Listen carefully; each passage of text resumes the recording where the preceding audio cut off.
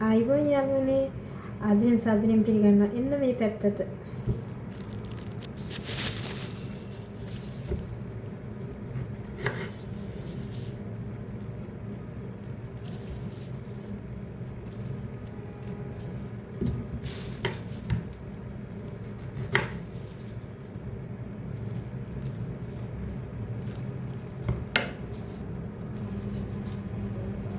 මේ අලවුන්ද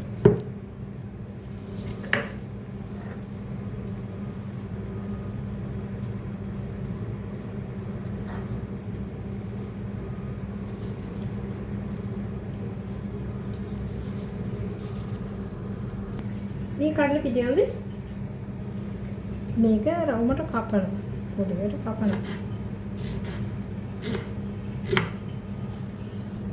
මේක පොඩියට රවුමට කපනවා නේ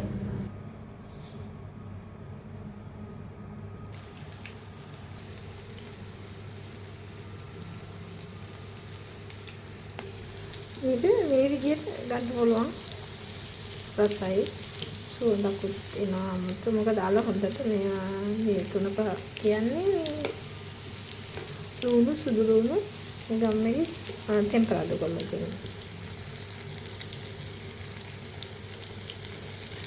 අසක කෑමක් වගේ ඉතින් ගොඩක් හදනවා නම් හොඳයි මම පොඩ්ඩයි හැදුවේ ඉතින් හදා ගන්නවා නම් හරි රසට තියෙනවා මේ කඩල පිටි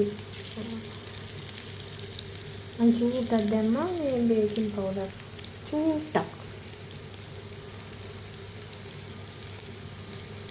සමන් පාට වෙනකොට ගන්න ඕනේ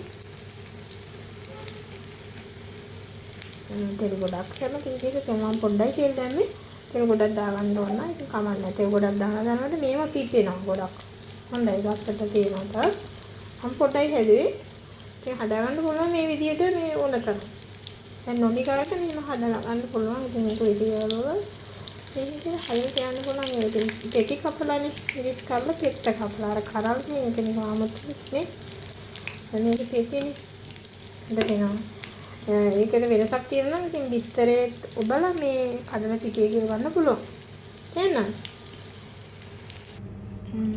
මේ වීඩියෝ එක හොඳයි කියලා හිතනවා නම් ලයික් එකක් දාන්න පාර තියෙන බෙල් අයිකන් එක ටච් කරගෙන ඔබලගේ අදහස් ප්‍රකාශ කරන්න යමු.